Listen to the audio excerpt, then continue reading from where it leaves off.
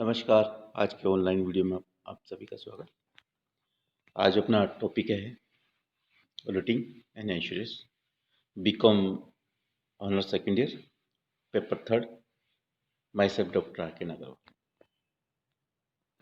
आज का टॉपिक है अपने पास व्यवहारिक सत्यापन, माने प्रैक्टिकल वेरिफिकेशन क्या है और इसको किस प्रकार से देखना है। इसमें ये जो अपना वीडियो दे रखा है, इसको जो टॉपिक के अकॉर्डिंग अपन को उसको कैलकुलेट करना है कि प्रैक्टिकल व्यवहारिक सत्यापन किस प्रकार से करना है, इसकी किस प्रकार से मेजरमेंट है और ये किस किस फैक्टर्स के अकॉर्डिंग इसको अपन को करना है।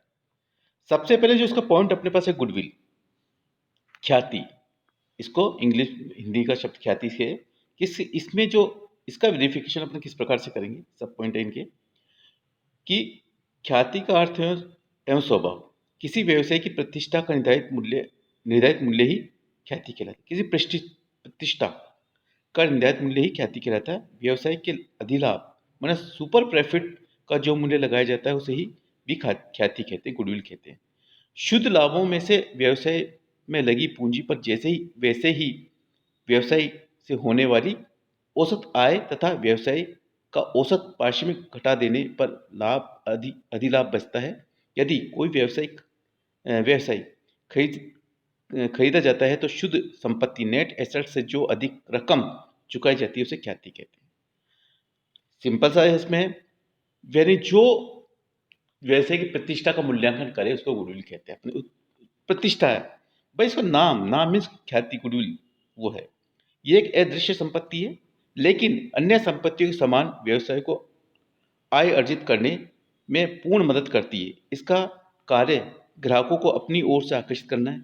मेन फंडा इसका क्या है? ग्राहकों को अपनी ओर आकर्षित करना है।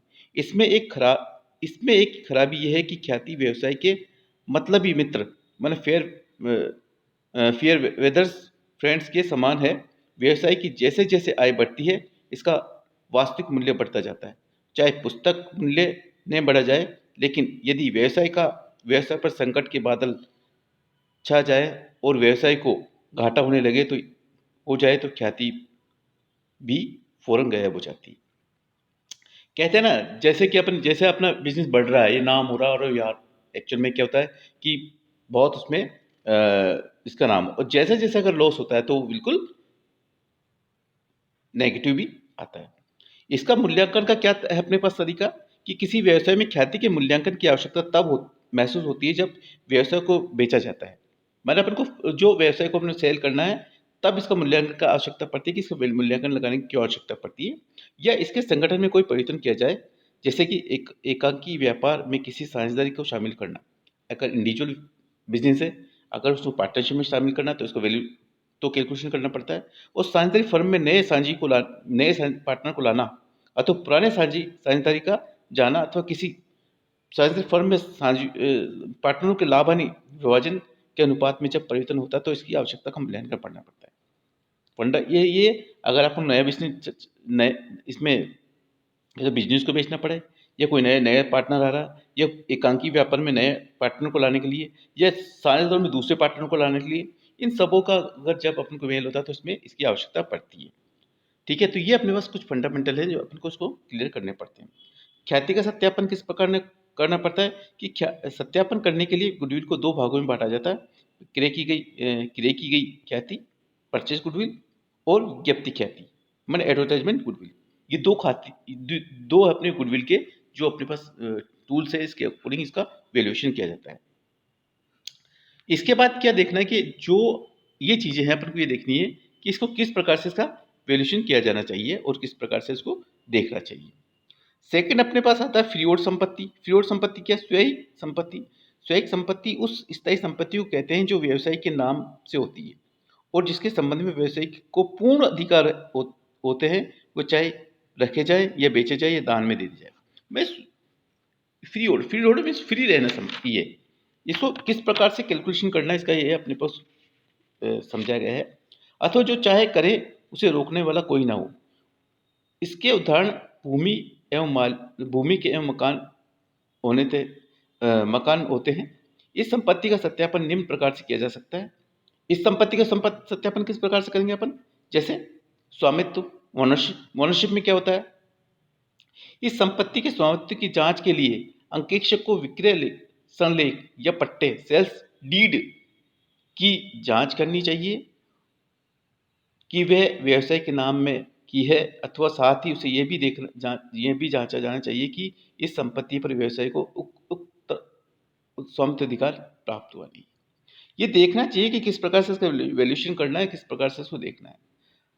फिर बंधक मन मॉर्गेज का, यदि संपत्ति को बंधक रखा गया है तो बंधक पत्र की जांच करनी चाहिए और ये भी देखना चाहिए कि अंकेक्षक को कि ऋण की बैलेंस शीट के दायित्व पक्ष की ओर दिखाया गया है या नहीं।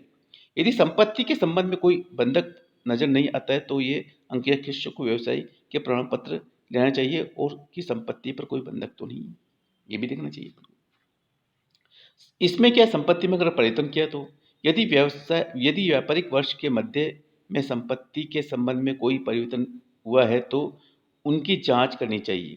परिवर्तन बेचने या खरीदने या निर्माण कार्य द्वारा हो सकता है। यदि संपत्ति खरीदी गई है तो क्रय संविदा की जांच करनी चाहिए और ये भी देखना चाहिए कि विक्रय से संलग्न व्यवसाय के नाम में हस्तांतरित किया गया है या नहीं।